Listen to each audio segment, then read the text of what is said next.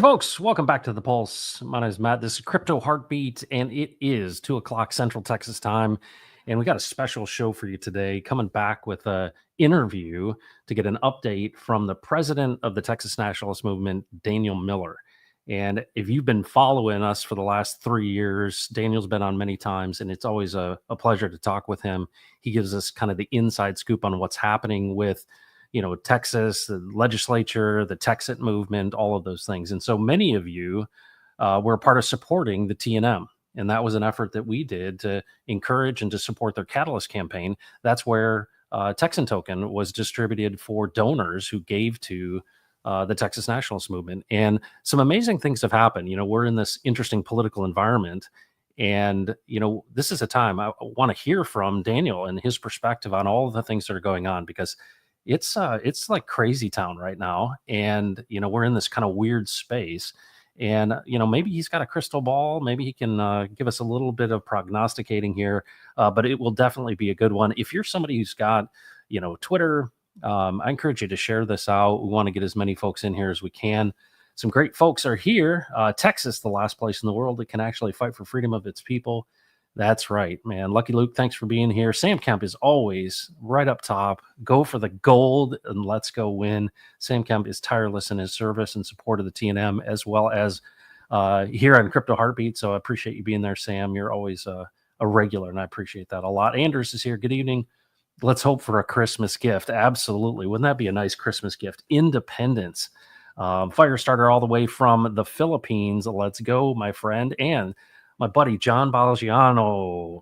If it's Tuesday, it must be a talk of Texit. And Clintron's good day, Heartbeat crew. Thanks for being here, guys. All right, let's bring him in. Daniel Miller, a friend, also a leader, a guy who is a historian, an author, a deep thinker, and someone who cares about self-determination and freedom. And I'll tell you what, folks, that's under attack. It's been under attack for a long time, and we're going to dig into the details here. Folks, welcome back to the Pulse. Daniel Miller. What's up, Daniel? Man, you make me sound pretentious. I feel like I should be wearing a monocle. That's right, you should. Like what is it? Was it the Monopoly man? Was that the guy that wore the monocle? Did he wear a monocle? Or was it the Peanuts guy? I get them mixed up. It's the Peanuts guy. Yeah. Okay, yeah, the Planters guy. I'm not Mr. Peanut. That's right. Well, Daniel, it's been a busy political season here. We're in between, obviously, the election and the inauguration. Obviously, things are heating up in Texas for the next legislative session that starts in January. I've been wanting to ask you, and here we can in front of, 55 of our closest friends so far. What does this look like now with Texit, with this Trump era, in the era of Trump? Because he's got a big uphill battle in front of him. And it seems like, a lot of people are like wondering, where's this Texit thing at as it relates to this age of Trump? What's your take on that? Help us understand how you see the world. Wow. I mean, that's about as open-ended of a question as you could get, right? Yeah, that's right. I will tell you. So let me try to resolve this out so we can tug at a particular thread, not try to rip the entire sweater in half. Right. All right. I get asked, it was interesting before the election, right? Because you see all these, these, JV commentators, for those of you unschooled, that's junior varsity. They before the election, they're like, I predict if Trump wins, Texit is dead. And it's like, tell me you're a rookie without saying you're a rookie. You're a rookie. Right? That means, what you don't know, is so massive, right? It's just people have this fundamental misunderstanding. And it boils down to this, right? The fundamental misunderstanding is they look at Texas as the referendum and not the process of Texas becoming independent, right? And so when they say, well, Trump gets elected, Texas dead, it's like, dude, you're clueless, right? You're absolutely clueless, not only about what Texas is, but really about the dire situation we are in this relationship with the federal government. I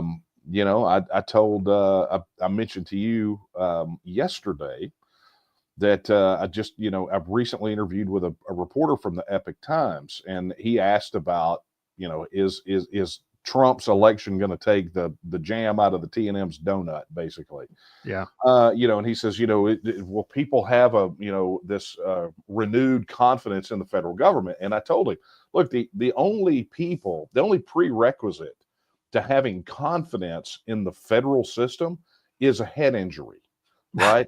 I mean, literally, I mean, anyone who's going around saying that, man, I feel very confident in the federal government right now, trust me, they're holding up with their left hand so everybody can hear it, but in their right hand, they're also holding a drool cup.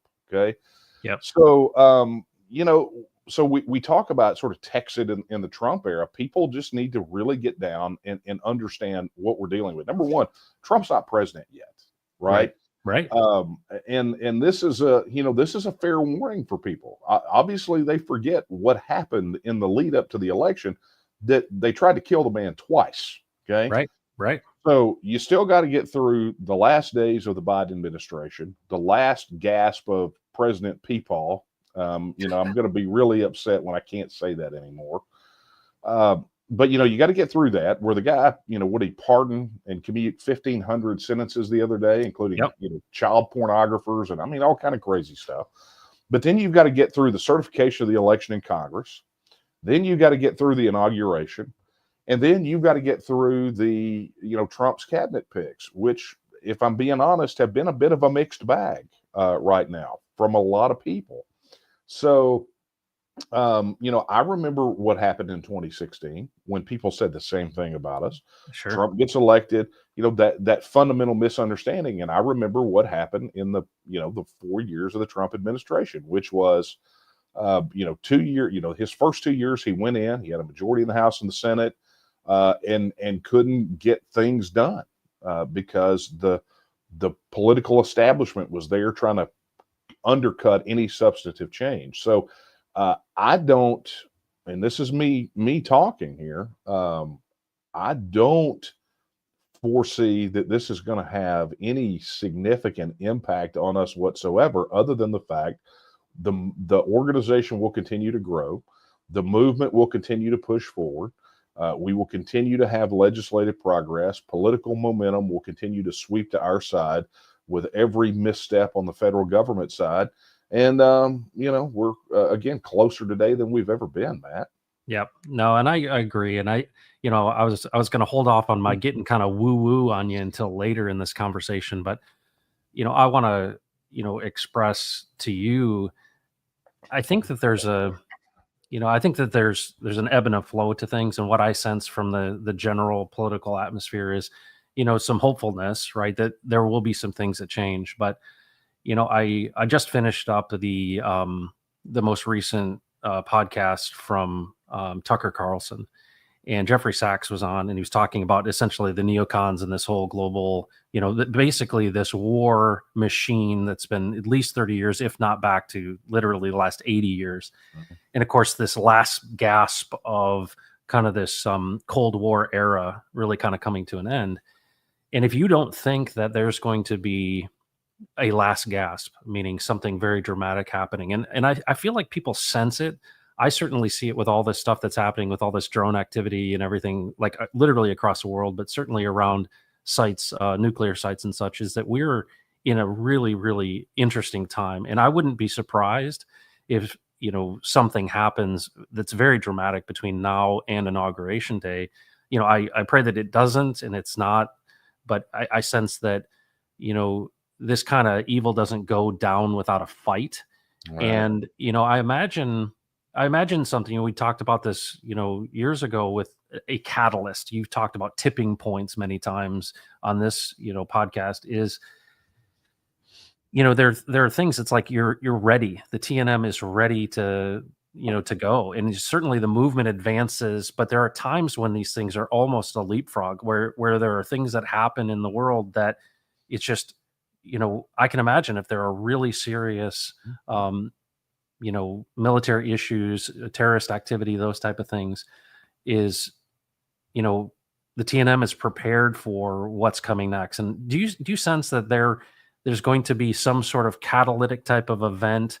And I don't mean in the natural progression that we just wear it down and it ends up at this point, but do you feel like it's required that there's some sort of catalytic event for people to really just wake up and go, okay, we have no other choice but to separate from the union?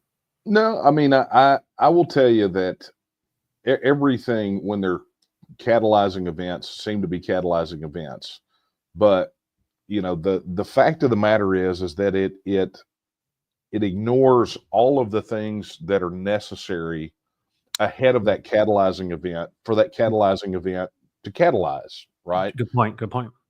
And I look at it, we'll take an example, right? So when the the opposition toppled Milosevic in Serbia, this is I go to this well often because it's just such a great example. When they organized the opposition to his, effectively his autocratic regime in Serbia, everyone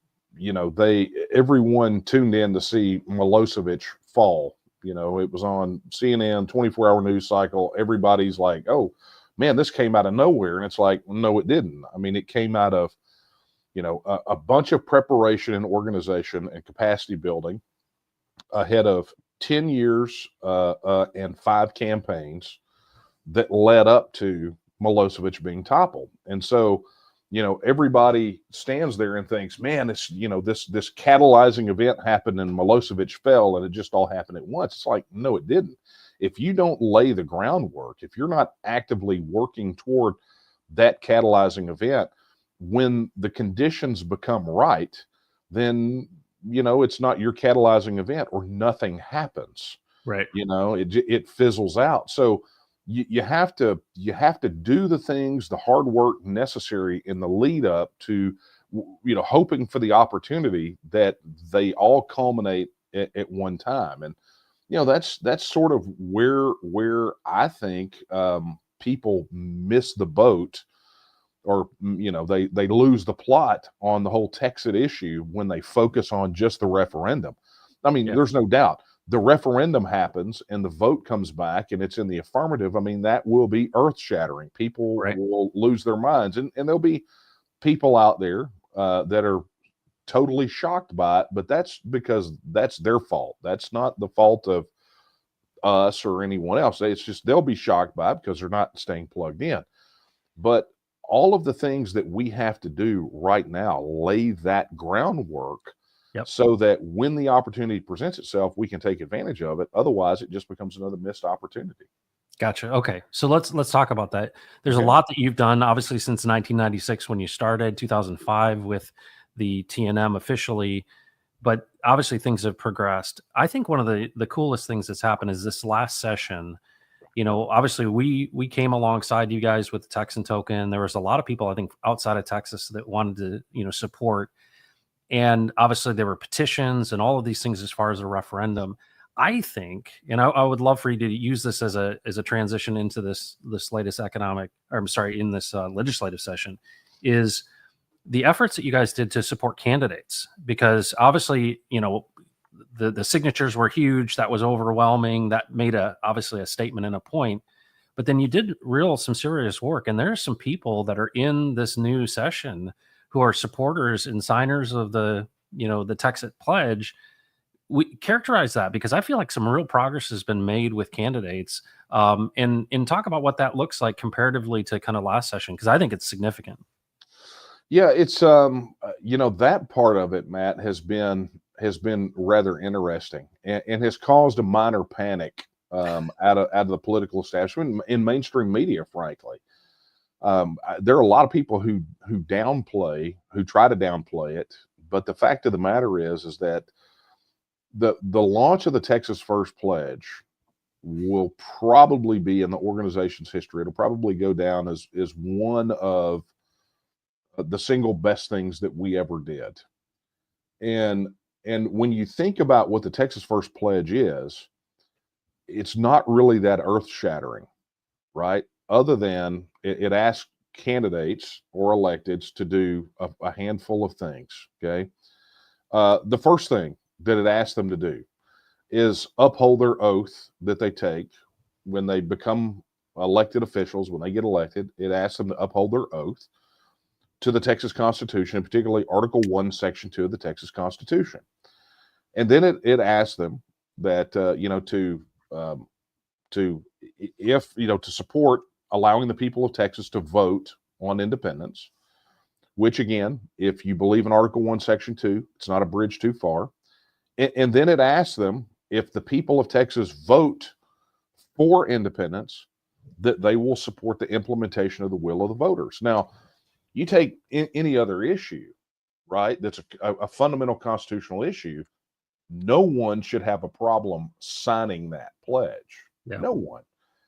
And if a politician or a candidate won't sign the pledge, if they refuse to do so, then what does that tell you about how bold their commitment is to preserving your constitutional rights, right? If they won't preserve your right of self-government in Article 1, Section 2, then how do you think they're going to be on your right to keep and bear arms, right? Or any of the freedom of speech or any of these other things, right? So what that did for us was it gave a very clear litmus test. And our people, we don't have to tell them how to vote. We don't go out there. We don't have to do all we do is we say, here's the pledge, sign it. And when you sign it, we're going to let the world know you signed the pledge. And by the world, we mean our people, and our people will vote accordingly. Right.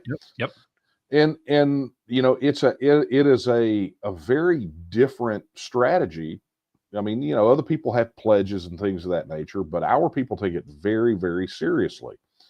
And so, what that led to, especially when it comes to the issue of timing, I mean, politics has been in a bit of a turmoil here in Texas over the last 2 years.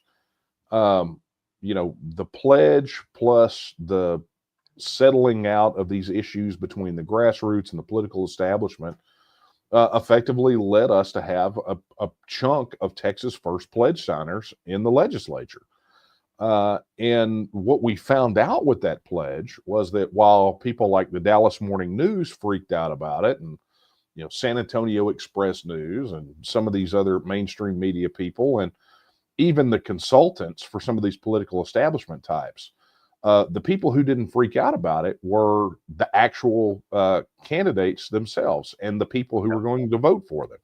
So what that did for us in the cycle was, when consultants for political establishment candidates would try to attack pledge signers, it would backfire spectacularly, and they would pull it off the table. They would take that attack and they'd go, well, that's not going to work, because what they did was they effectively sent a mailer out for us. Wow. Right? Because, they spent their money to let voters know that this candidate that they oppose supports their right to vote on Texit. And so they effectively sent mailers out for us. And it was a beautiful thing, right? So, what you had was this massive sweep. You had it destigmatized. You can call it shifting the Overton window. You can call it whatever you want to, but at the end of the day, the Texas First Pledge for us it proved once and for all that there was no stigma attached to supporting a vote on Texit. And it provided us, along with sort of the rest of the lay of the land politically, with this wad of really passionate new representatives in the legislature that support our right to vote on independence. Well, last time I was with you during a legislative day, there was kind of one guy you were hoping would introduce the bill. It seems like, can you contrast that to what things are going to look like this time? Yeah, I mean, look, the last session, for a lot of reasons, I mean, I refer to it last session as a turd in the punch bowl sitting in a dumpster fire. I mean, it was terrible. And not just for us, right? I mean, you have to go back, and the cycle before this one was a bloodbath, right? Biederman, who filed 1359 the first session, first person to ever file the bill, did not run for re-election. After that session, because of redistricting, everyone, with the exception of, I think, one of the sitting reps that signed on to our bill, effectively got redistricted. Wow. Either drawn into other districts, or, I mean, it was a mess. I mean, they were retaliated against. And so that one stung. We never have forgotten what they did to those people. We never did. And so what that meant was we went into last session with a single pledge signer in the Texas legislature, just one. And he turned out to not be so great. I mean, I don't even want to go down that road. No, But no. Look, you everything you need to know about a particular legislator can be told in this. If you have to horsewhip them to do what they agreed to do, then they're not representing you. They're Right. representing somebody else, or they didn't care, or they don't honor their word. It's just pillow talk. And so, you had the issue with him. You had the dysfunction, the fight between the Senate and the House.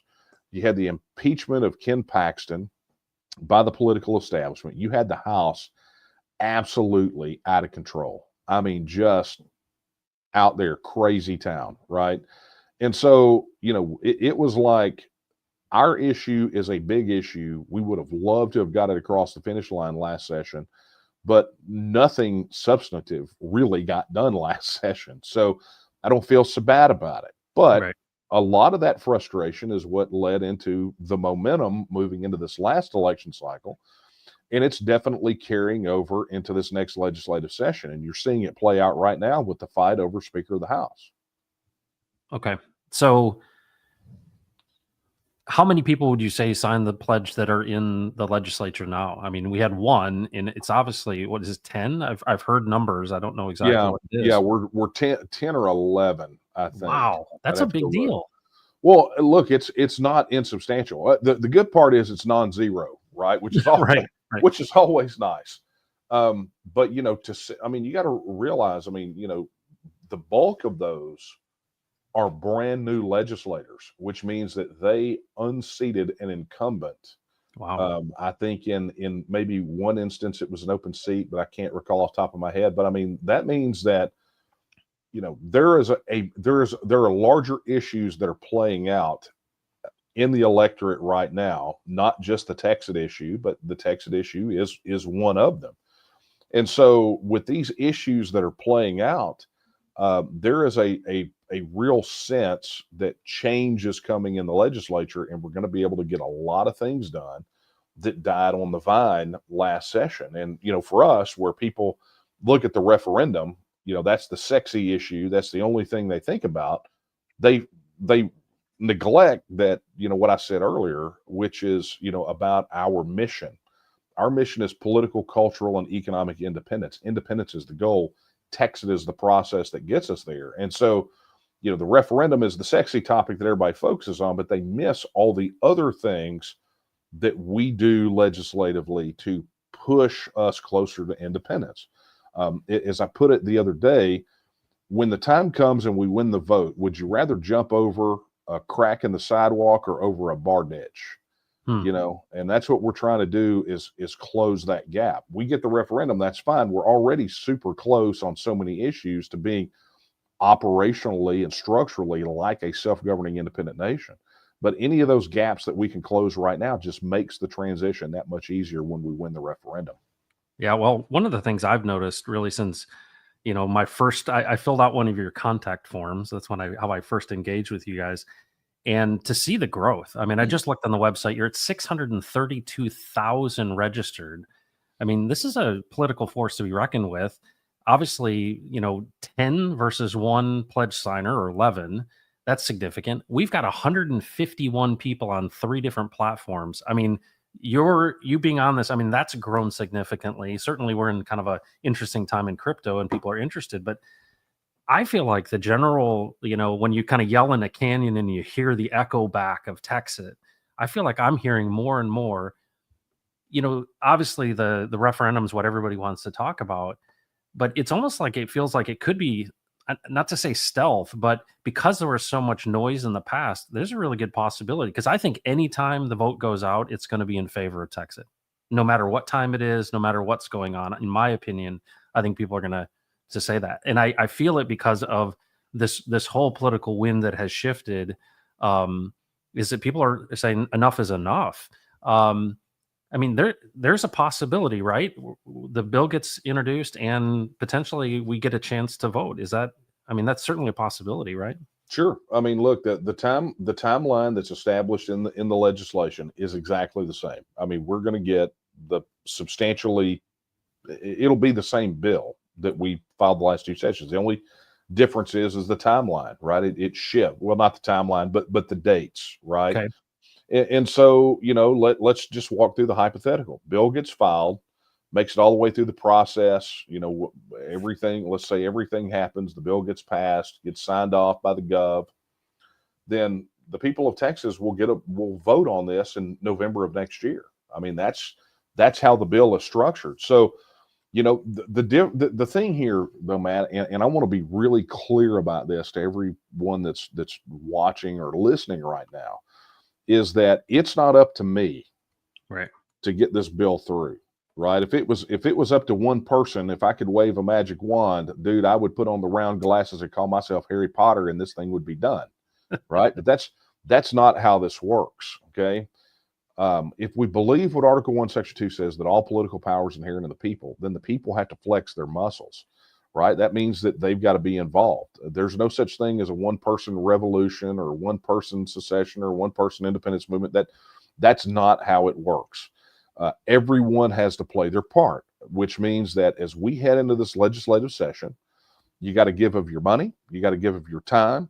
You're going to have to go do things like maybe get in your car and drive to Austin and go talk to your representative. You may have to go stand out on a street corner and hold a flag or a sign. You may have to go knock a door to connect with a voter. You're going to have to come out of the house. You're going to have to, Yellowstone is over, so you can't use that as an excuse anymore. And you're going to have to come out of the house and you're going to have to go to meetings and you're going to have to organize. You're going to have to do things. That's how you win. There are no cheerleaders. Right. I think I got a coffee mug on my website that says it. It says, Sam Houston didn't have cheerleaders at San Jacinto. I mean, Yeah. everybody that was there fought, and that's exactly what it takes if you want to win. Wow. Well, so the existing, you talk about, the bureaucratic state, you talk about this, federal government, this Leviathan that's gotten out of control. And of course, we're seeing, I think we're going to see we're going to have a front row seat here, coming in the beginning of this Trump administration of how actually difficult this is. I may have asked you this in the past, but it feels like the point of no return was a long time ago. Is there kind of a moment for you where you're like, you know what, this has gone too far? I mean, has that been since the very beginning for you? But to me, there's an almost inevitability that, that there's no situation in which Texas doesn't become independent from a long-term perspective. That's how I see it. Yeah. Man, you know what? Here's what's fun. I'm glad that we're casual on this because I just refilled my coffee. Look at that on camera. How lovely is that? Now we got 160, so it must be doing something right with your pirate cup. I love it. Oh, it's themed. Yeah. I'll be listening to some sea shanties when we get off of here, and probably watching Master and Commander tonight. Perfect. Look, I'm just going to tell you my perspective on it, right? And when I crossed my line in the sand, August 24th, 1996, all of you TNMers that are watching this, I know you're sick of hearing that date, but that's okay. That's my day. Now I sound like a bridezilla. But that was the day. That was the point of no return. And that's when I pledged, like I've said so many times before, to work to make Texas independent or until the gravedigger pats me in the face with a shovel. That's the level of commitment. And I always look at it like that line in the sand. That's why I refer to it as my line in the sand moment, right? That's when I crossed the line in the sand. That's, for those who don't know, that are not familiar with Texas lore and history, that's the 12th day of the Alamo siege was when Travis took his men out to the courtyard in front of the chapel and took his sword out, drew a line in the sand, and explained to them that there was no help coming and that if they stayed, they would certainly die. He gave them an opportunity to leave. And he said, any who want to stay here and do their duty, cross this line in the sand. And that's what happened. Hmm. I mean, there is lore about Moses Rose. I mean, that's why we call washouts in our organization, we call them the Moses Rose Brigade. This lore about Moses Rose who slipped out in the night. But the real story, I think, is that not a single person failed to cross the line. Even Jim Bowie, who was bedridden at the time, was laying on a cot out there in the courtyard. It ordered his men to carry him across the line. So, then they went after they crossed the line and they mounted the walls and they fought the valiant fight until every one of them was slain. Okay. So, I look at it as a commitment this way. And I'll tell you, if you believe that Texas is a nation, the moment that you reconcile that in your brain, that Texas is a nation, then it's not just a matter of rationalizing. You have to rationalize it here. It has to be in your heart, your spirit. Because if you indeed view Texas as a nation that deserves to be self-governing and independent, then you can behave no other way. You don't take breaks. Your life shifts and you reprioritize a bit. And I will tell you that is a function that is a phenomena, maybe is the word I'm looking for, that I saw in every successful independence movement. Every single one. We did the 2.5 year study before the formation of the TNM. The development of that mindset among the people was a key component. That's why our pledge is called the Texas First Pledge.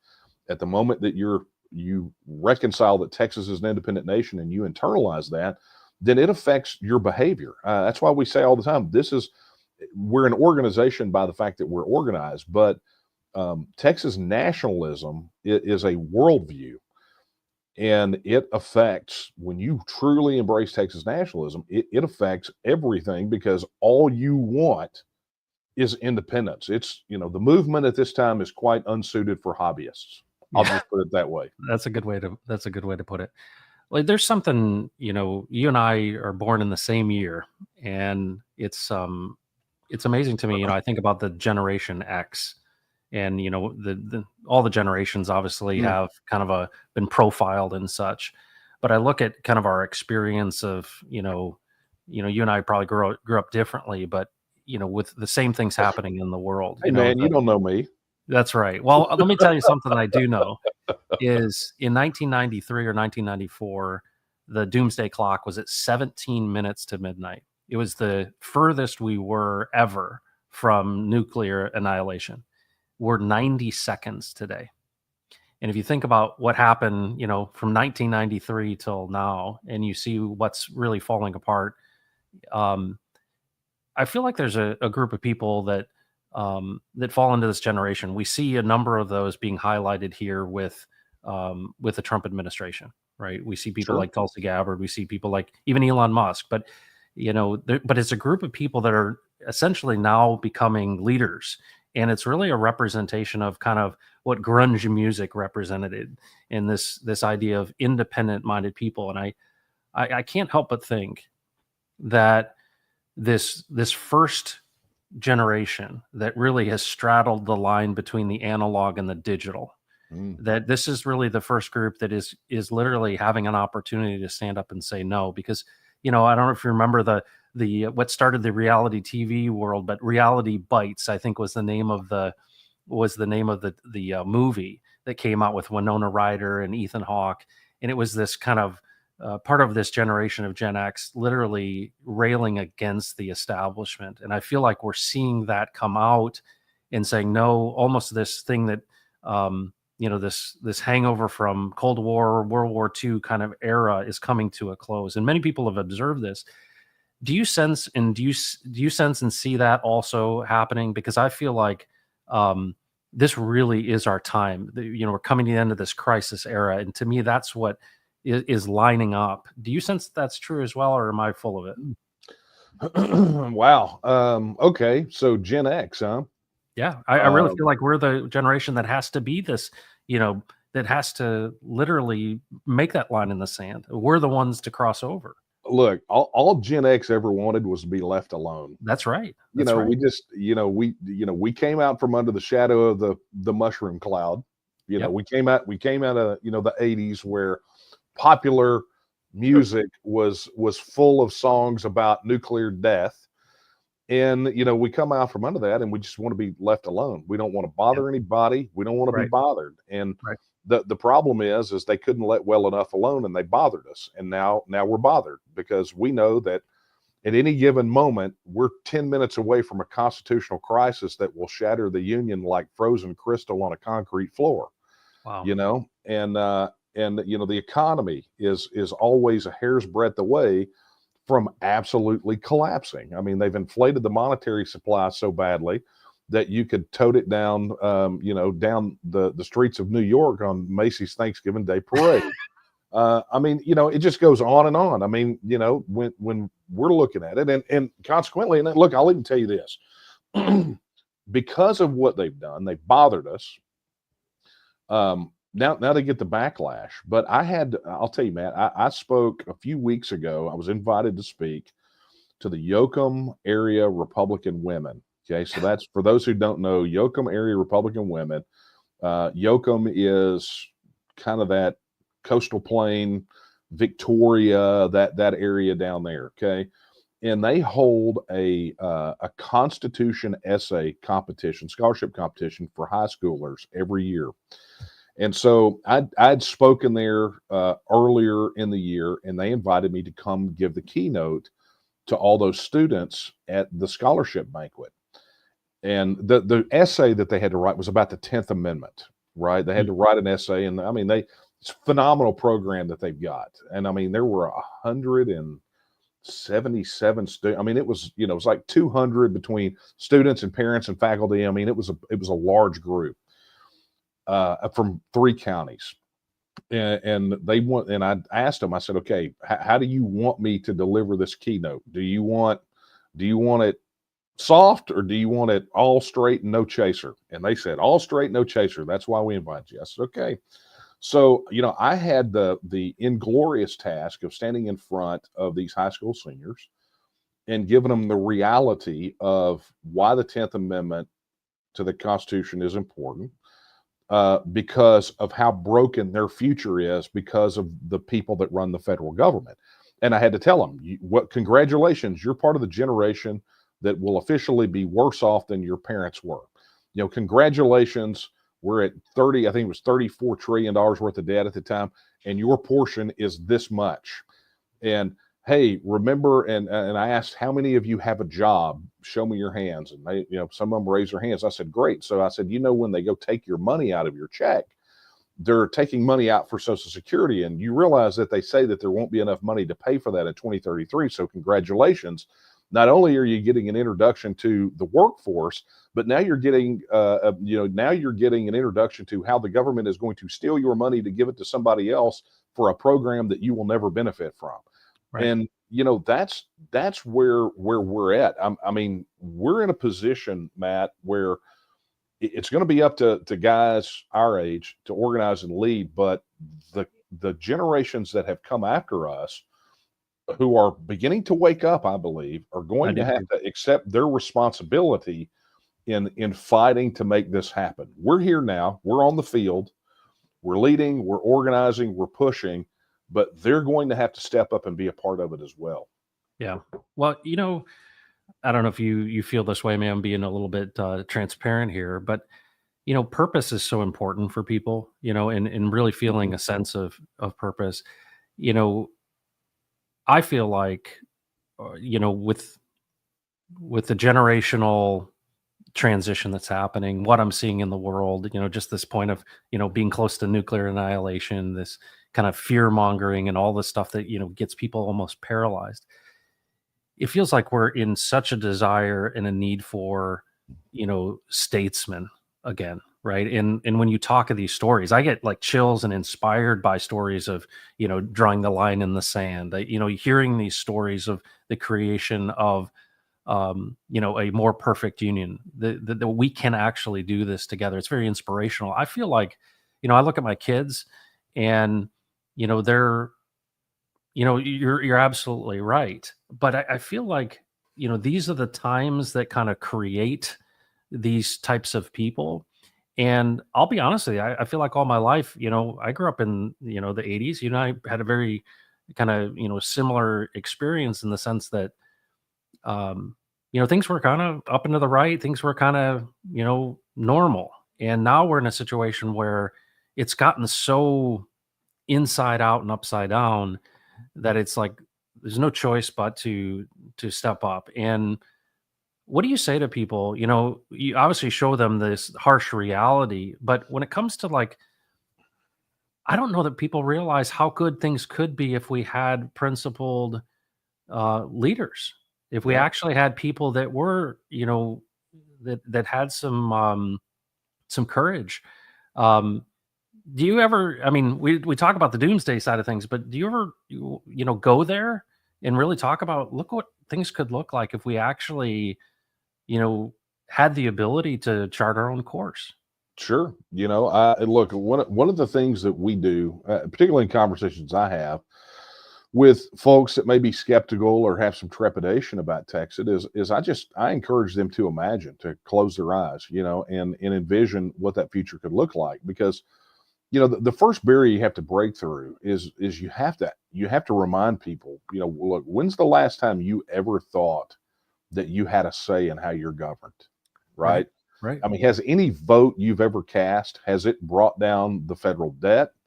Has it shrank the size of government? You go through these things. Has any vote you've ever taken made the cost of gas, down to where it used to be when you and I were Yeah. putting gas in the car? I mean, gas prices rise and fall, so do grocery prices, but has it made your money worth more? Right. And so, but I think that there's an awful lot of people who focus on the grievance-based case, and you have to. Yeah. But I will tell you that most of my thought is consumed by creating the future, right? I envision what this could look like, and it's about really building and creating that and getting us to the point where we can make that a reality, where we can help that happen. And I encourage people to do that. Look, you can grind at whatever axe that you have to grind to get you here. That's great, right? But grinding that axe, you just keep grinding it and grinding it. You're going to wind up and you got nothing but a nub or a handle, right? Right. It's not useful to grind axes unless you plan on chopping down the forest and building something with that wood. Mm. Okay. And so, yeah, I mean, I encourage people to look at that future. And a good example. I'll give you a specific example.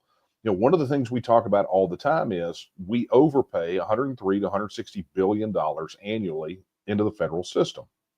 Okay, if that's the case, and we're no longer part of the federal government, that means that money stays here, which means it never comes out of your pocket to go to the federal government.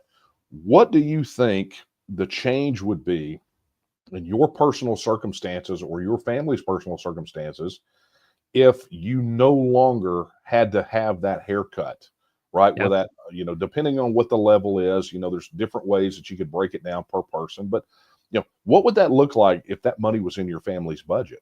What would it look like if, your money, your monetary value hadn't dropped by 66% over the last 20 years? I mean, the value of your money, what would that look like? How would that affect your family? If you didn't have to worry about getting fuel for your car or didn't have to worry about jumping over flaming hurdles and hoops to start a business that you've always wanted to start, how would that affect your life? Well, that's the opportunity that we're providing here. The opportunity to be able to say, look, if I have a problem with my governing body, I can get in a car and drive to those people within a day Yeah. and interact with them and show either my support or my displeasure. We have the ability to lower the tax burden on everybody, to stabilize the value of our currency, to not send our sons and daughters to fight off in wars that we didn't start for things that we can't even begin to understand. Um, you know, that's the opportunity that lies before us, and the opportunity to finally solve the challenges that Texas has with solutions that are good for us without worrying about what the federal government thinks or an unelected, unaccountable federal judge or, political parties and politicians that don't live here, that don't understand what our challenges are. We have the opportunity to do that if we just step up right now and we seize it. Awesome. Well, and that's a what a great ending kind of statement there. Daniel, it's I feel like I'm I'm about to get always, the shepherd's hook. I'm always encouraged by you. It's so good. I want to do this more often here. Um, so you talk timeline. I think people are really interested in, you mentioned November of this next year, which will be here, before you know it. Um, so when do we think we'll see a bill introduced in this next session? What's kind of the timeline there, and then what has to happen, and what can people do to be supportive of this? This process that we're coming into here in January. Sure. And that's honestly, I'm almost thankful for this time on the calendar because it's the one time when the Social Security question is not the most asked question. Right. The question is, when's the bill going to get filed? You do it Yeah. one time and then everybody expects it every time, right? Right. Right. And so, look, here's what I'll say. We're being very strategic with the filing. There are some people out there who are surprised that we didn't file it or get it filed the first day when pre-filing started. But you got to think strategically, Yep. and strategically is you want to give once you get it filed, you want to make sure there's as much political momentum as possible to push it past the roadblock that we've had the last two sessions, which is the State Affairs Committee. So we're having conversations that I cannot get into with legislators, and we're looking at, we're watching and reading the tea leaves. We're looking for the optimal time that will give it the biggest push and the biggest splash. I mean, you file it right now, and what Yeah. happens is it gets buried in the holidays, and then they pummel you with 5,000 other nonsense bills that have come out, and that's what will get it. But I will just encourage people to think like we do about this, to understand how we think about this. When it comes to legislation, you want to maximize your chances, and how you maximize your chances is you make sure that you have the maximum amount of political pressure and political pressure on the electeds and political momentum behind a piece of legislation or an issue.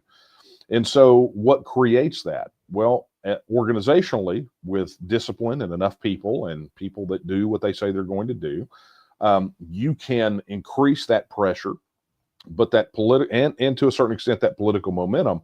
But the political momentum can be really dictated by, and is primarily dictated by, external circumstances. So, you're looking for that sweet spot, particularly for an independence issue. You're looking for that sweet spot where you can rally your people to put the pressure as a response to something that will create the political momentum.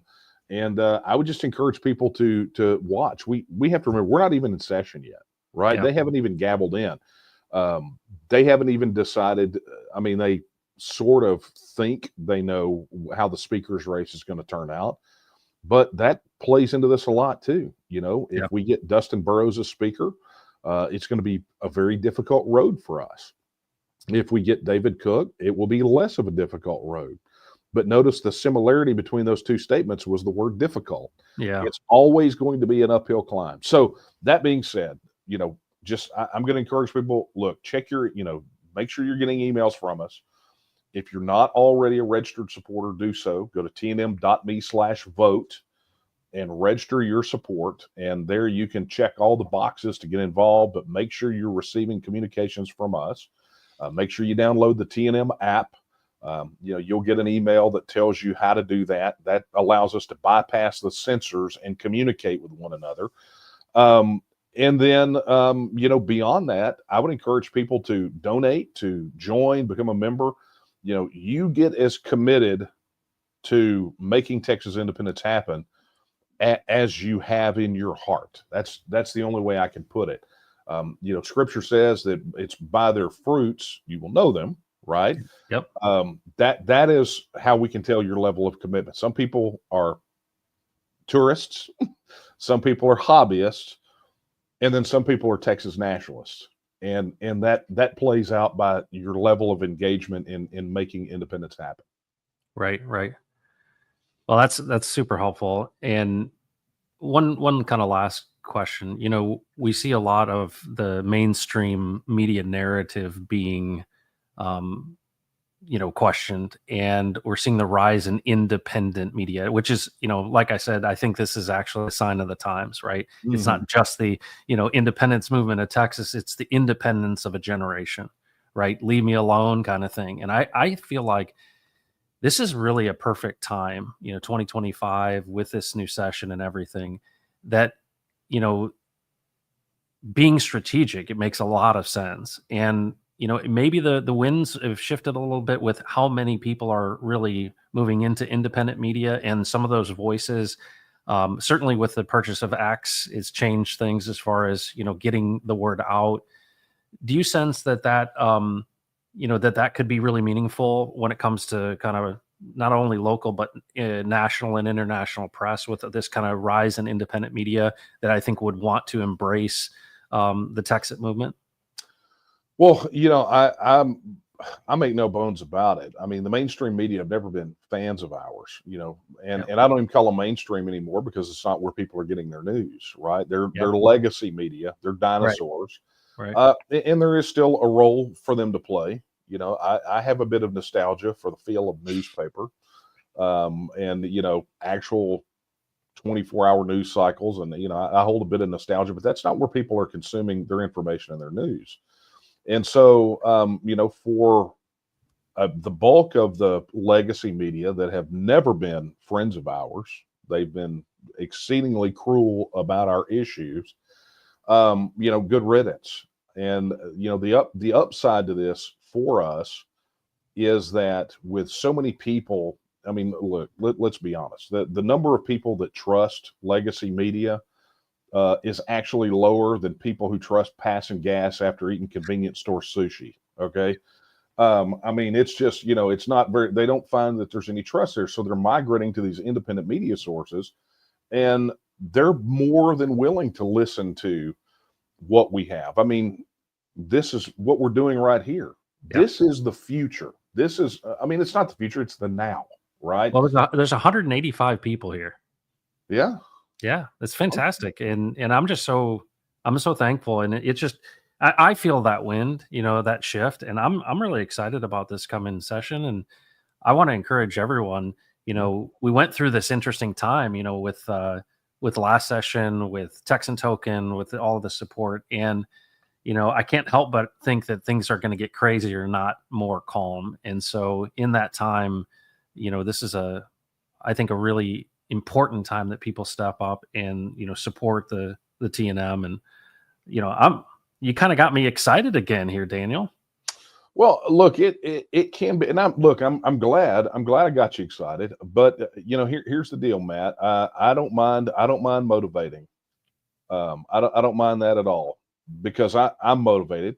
I can remember that every morning when I swing out of bed, and put my feet on the floor, I remind myself of why I do this. And some days it's harder than others, but here's the bottom line: if you look at where we are on the road to independence, I mean, just if you were to take a look back and say, okay, 10 years ago, would we have guessed that we would be here? Well, I would have, because we're working a plan, right? But for those that are kind of new to this, I mean, understand where we are.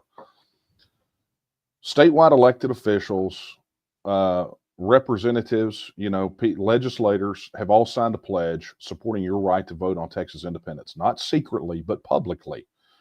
The establishment has attacked them and have been effectively decimated for doing so, and among other things. This will be the third session in a row where we filed legislation to give Texans a vote on Texas independence. We're polling higher than we've ever polled, right? We now have two planks in the platform of the dominant political party in the state of Texas that call for a vote on Texas independence. Outside of the Republican Party and the Democratic Party, the Texas Nationalist Movement is the single largest political organization in the state of Texas. I mean, this is where we are. I mean, we are, outside of the political parties, the largest and most well organized organization that's out there. it's the problem that I think we have, or the challenge, because we don't have problems, we have challenges to be overcome. But I think the challenge is one of self-confidence, from a lot of folks who, Yeah. they look at it and there's a lot to feel maybe deflated about, they think. But understand that right now in 2024, we have something that we didn't have in 2005, and that is a shot. You're right. We got an opportunity right now to make history, and we are in the process of effectively building a brand new self-governing independent nation among nations. Texas has got everything. The eighth largest economy in the world. We're getting our own stock market. We're firing on all cylinders right now. There has never been a better time for us to do what we need to do to secure our independence. The only thing that we need is people like you and people that are watching. And, this is what it's going to take. All political power is inherent in the people. So go be the power. Yeah, that's awesome. Well, if you want to find out more, you can go to tnm.me.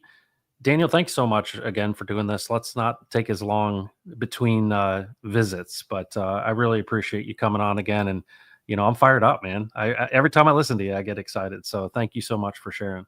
Well, thanks for having me, Matt. Let's definitely do this again soon. Awesome. Awesome. All right. Thanks, Daniel. See you, man.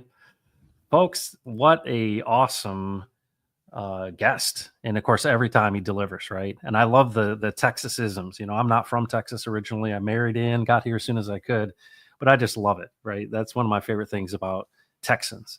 But folks, it's really important.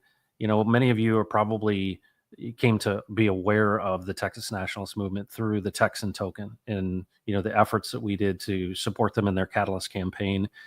That was a fundraising effort and really was inspired by Richard Hart.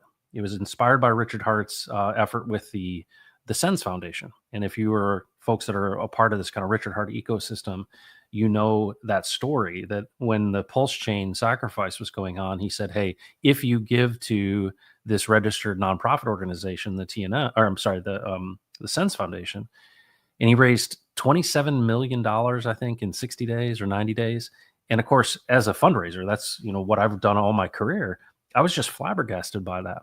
And of course, this was the inspiration to say, all right, what organizations where there are a group of people who have trust. And if you're somebody that gave to that, you're somebody that's been supportive of the Texan token, I want you to know you made a difference. This growth that the TNM has seen over the last 2 years has been really significant. The opportunities that Daniel's had, there's all kinds of things that have been impacted by this. I mean, to go from one person in the legislature to 10, we don't see that reflected in the chart. But I want you to know you made a difference in this. And of course, we're in this really unique time in not only human history, but in the cycle for crypto. And many people ask me about the Texan token. Oh, is it here? Is it there? I said, we did our role by obviously, helping launch this and coming alongside them and encouraging. But just like anything is, taking personal responsibility for the effort. And so, I'm excited about, what's to come, right? There's a lot of change that we're going to see and potentially some things that are going to be likely pretty shocking. And, Daniel obviously is representing the TNM, right? And there's some discipline to that. And I really actually admire that about him. But of course, I don't have to, because I'm speaking for myself. I don't have to represent an organization. But folks, when I imagine a future, an independent future, and the things that I care about and my kids and all of that, there's something, this idea of America, right? The things that, I have, fond memories of, you think about the things that we care about, right? Family and opportunity and our health and, our, let's say your faith convictions or whatever it may be. Daniel said it pretty well. He said, we just want to be left alone. And of course, this kind of libertarian idea is rooted in the foundations of independence. And of course, you look in the Declaration of Independence and you see this, stark contrast of the fact that, we receive our rights, right, from the Almighty, right? We don't receive it from the state. And of course, it's been said that if a man is ruled from within, he doesn't have to be ruled from without, meaning the state. You don't get your rights by the governor giving them to you. You don't get them from the Constitution. No, these come from, you know, sovereign God. And when you recognize that these rights, these inalienable rights, um, you realize, okay, everything that we see, everything that's been created has been created through our own authority, and we have this power, if you will, right? This is our authority. We essentially are giving it, right? Because we're to form a more perfect union. This idea that, hey, we know that we need these rules, we know that we need these things in order that it can serve us best, right? Life, liberty, happiness, those type of things, right? Well, what's the best construct for that? And when I look out and I see what's happening within the world, but mostly within kind of this deep state, um, military industrial complex, and that's not even talk about the money situation. You say, you know what? There's got to be a vision of a future where we can actually consider others in addition to ourselves, and it's really difficult. The larger things get, it's imagine this. The extreme is, there are not just neocons, but there are folks that are globalist who want everything to be driven out of Davos. And when you think about it, who knows what's best for you, right? You know what's best for you in your local situation. And of course, this leave me alone attitude that I think is embedded into the DeFi community. It's certainly a part of the ethos of Texas independence and the people of Texas is, hey, leave me alone, get out of my way and let me produce. And I look at that future of what it could mean to have Texas as independent is more than just, it's a republic again. It's more of its leadership in the world. And this is a personal conviction that I have. If you look into the Bible and they asked Jesus how to pray, and he said, "Our Father who art in heaven, hallowed be thy name. Thy kingdom come, thy will be done on earth as it is in heaven." It talks about this kingdom, your kingdom come. And I think about this, what is the basis of that kingdom coming? Well, it's decisions that we make. And, I feel like, you may not like, my politics, right? You may not like my, conviction or whatever. But if the things that I do and the decisions that I make are better for you, right? Better for your security, better for you economically, better for your, freedom in general, that's a good thing, right? This idea of supporting you having the freedom to choose. And I feel like the Texas way, this independent spirit, that what resides here and all of the strengthening that's happened over the years with the growth of opportunity in the spirit of Texans, it's something that I think really could show tremendous leadership in the world. So an independent Texas, let's say in November of this coming year in 2025, we have an opportunity to vote on this referendum. And by, an amazing set of circumstances, we find all of these hurdles, we get over them. I'm so encouraged to think it's not just how impactful it could be for the people who live in the state of Texas, but what it says to the world. And I feel like we need people to step up and to lead in that way, because it's not about breaking up the United States. It's not about any of that stuff. It's about saying, no, there's a vision for a future where people are considerate of one another. And if you think about it, if your computer gets all slow, you have to reboot it, right? That this idea, we need to reboot the system. And of course, we see this with the Trump administration fighting back on this huge, massive bureaucratic thing. And the question is, it's going to bite back. And the question is it too far gone? And I believe it is. But you think about what's the hope, right? As things burn to the ground, what rises out of those things? And it's this work that Daniel's done since 1996. It's this effort of the TNM since 2005. It's all of these folks that have supported. It's you who've been a part of the Texan token or whatever, realizing that it's really important that we have principled leaders, people who are going to be considerate of others in addition to themselves. And I feel like it needs a place to live, if you will. And those of you that are in the Richard Hart ecosystem and have heard Richard talk about a new country, right? Him creating a new country and all those kind of things. Well, where is that? What is that rooted in? That's rooted in this idea of independence, this idea of charting your own course. And I get so inspired when I hear Daniel Miller talk about this. He talks about the history of Texas. And of course, I trace back my wife's side of the family all the way back to independence of Texas and my kids. And, I think about this future and I go, you know what? We really need to see people step up. And I feel like if we're not going to do it, who's going to?